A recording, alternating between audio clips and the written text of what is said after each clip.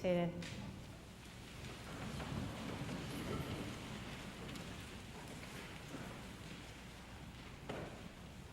What have you to do with me, Jesus? What have you to do with me? On May 10th, passengers at the 16th Street Mission BART station in San Francisco experienced a very disturbing commute. Wild-eyed, wild-haired, and completely naked, 24-year-old Yainer Garzabalo accosted several passengers, lunged at and pounded the ground with his fists, and did handstands, flips, splits, and other gymnastic maneuvers on the BART turnstiles. His friends say they think that drugs were not involved, but they feared that Garzabalo had had some kind of a breakdown or perhaps a psychotic episode. Either way, when the police finally arrived, they took him off to California Pacific Medical Center for evaluation. And then he was arrested and sent to jail. The man from the city in our story from Luke's Gospel exhibits some very similar behavior, but he is in a very different kind of prison. As we enter the story, Jesus has taken the disciples to the opposite side of the Sea of Galilee, into Gentile territory, the country of the Gerasenes, or the Decapolis, as Mark's Gospel identifies it. This is an area of northern Palestine that included 10 Roman military outpost cities, and it represented the base of Roman military control of that region. As Jesus sets foot on land, he is confronted by a deranged and naked man who is living among the dead in the tombs. He's shouting at the top of his voice. The locals have no idea what to do with him. They keep him under heavy guard, chained and shackled, but he's much too strong for them to control, and he breaks free constantly, being driven out into the wilderness and hurting himself with stones. When he sees Jesus, the man falls at Jesus' feet and shouts at him at the top of his voice, "What have you to do with me, Jesus? What have you to do with me?" That's what the man wants to know. And it's a very good question, really. What would Jesus have to do with a man like him? He is a Gentile, living in Gentile territory. He lives not in a house, but among the dead in the tombs, which renders him ritually unclean. He's naked, and he is in very close proximity to a herd of pigs. The man is indeed an outsider among outsiders, the living dead, if you will. And he is possessed by demons. Actually, it's more like he's occupied by demons. When Jesus asks the man his name, he answers Legion, which is a unit of about 6,000 soldiers by which the Roman military organized itself. The man was not possessed by just one unclean spirit. He was occupied by an entire army of them. And we don't think or hear much about demons in the year 2013, but in New Testament times, these were evil spirits which were opposed to God and to God's will.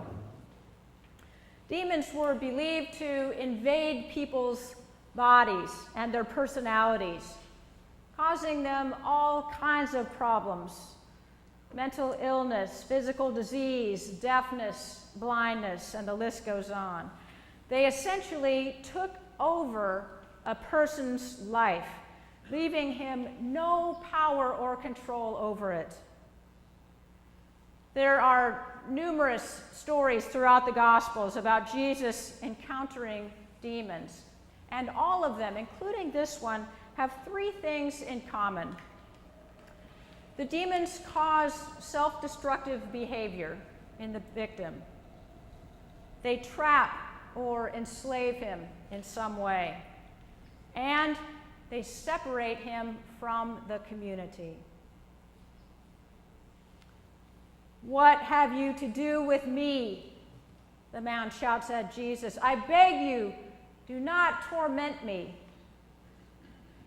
And then Jesus casts the demons out of the man and into a herd of pigs. And in a scene very reminiscent of Pharaoh's chariots and chariot drivers from the Exodus story, the herd rushes down a steep bank into the lake and drowns, taking the demons with them. Well, when the swineherds see what has happened, they run off and tell everyone in the city, and the people come out to see for themselves what has happened. And when they get there, they find the man free of the powers that had possessed him. There he is, fully clothed, in his right mind, sitting calmly at Jesus' feet. And they are terrified. Those who had seen it told them how the one who had been possessed by demons had been healed, Luke says. A more accurate translation, actually, of that is that the man was saved or delivered, as in sprung from a trap. And Luke goes on, seized with great fear, the people asked Jesus to leave. Finally, Jesus tells the man to return home and to proclaim there all that God has done for him. "What have you to do with me, Jesus?" is what the man wants to know. And what does Jesus have to do with him? He saves him. He frees him. He gives him his life back. Now, to be honest, if we have paid any attention at all to any of the Gospels, that Jesus would save such a one as this depraved, possessed man should not be all that surprising. Outsiders among outsiders, lepers and tax collectors and sinners were always the people Jesus ministered to. These were the people he ate with and spent time with. So a guy like this, or like Yainer Garzabalo for that matter, was exactly who Jesus came to save. The surprising part of the story, for me anyway, is the reaction of the crowd. We might expect them to be delighted over what has happened. This man whom they had been completely unable to control, who had been such a trial and a burden to them, is now clothed and in his right mind, free of the legion of demons that had imprisoned him. They should be happy, or at least relieved. But they are terrified. When they see Jesus, they don't embrace him. They don't think, hey, if he can heal a man like that, imagine what he could do for me. They don't attempt to get Jesus to stay behind. Instead, they ask him, and some translations say they beg him to leave. They can't wait to get rid of him. "What have you to do with us, Jesus?" "Nothing, we hope. We beg you, do not torment us." I wonder why that is. It's simple, I think. they are otherwise occupied, but they do not recognize it. They do not recognize the things in their lives and in their culture that are self-destructive, that control and entrap them, that separate them from community. They do not realize that they are possessed by demons. Or perhaps they do. Perhaps Jesus has helped them to see that the possessed man is not all that different from them. Or more importantly, that they are not all that different from him. Perhaps he has helped them to understand that freedom, real freedom, is a very scary thing. It does not allow us to stay in our comfort zone, or to continue to do things the same way, or to think things the same way, or even to be the same person we once were. Freedom calls us to let go of old habits, old prejudices, old behaviors, old demons. It transforms the status quo into something new and very unfamiliar. Do you remember what happened to the Israelites when Pharaoh's soldiers were drowned and they safely crossed the Red Sea?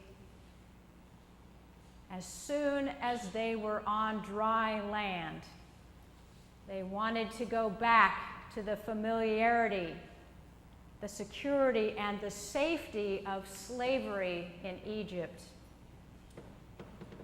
So while the crowd might appreciate the power and the wonder of what has taken place, of what Jesus has done for this man, they cannot make a place for it in their lives or accommodate their lives to it. They want no part of it. So they beg Jesus to leave. Perhaps Jesus can show us too that when it comes right down to it, 2,000 years later, we are not all that different. We are not that different from the man in the city. We're not that different from the crowd. We're not all that different from Yainer Garizabalo. We too are legion. We too are occupied by the invading culture that surrounds us. And I know there's no such thing anymore as evil spirits, but that does not mean that we are not possessed and enslaved by a legion of demons, thoughts, behaviors, practices, beliefs that are self-destructive, that control our lives, and that separate us from community. Individualism, materialism, perfectionism, self-centeredness, self-doubt, guilt, shame, and on and on. They invade our lives and they control us. They strangle us and trap us, and they even define us. We're held captive by our jobs, our ambitions, our possessions, our addictions, our obsessions, our categories, our expectations, our fears. And we've grown so accustomed to the chains and the shackles that bind us that we don't even notice any longer that they're there. And we can't even imagine a life without them. What have you to do with us, Jesus? We beg you, do not torment us. What have you to do with us, Jesus? That's what we want to know.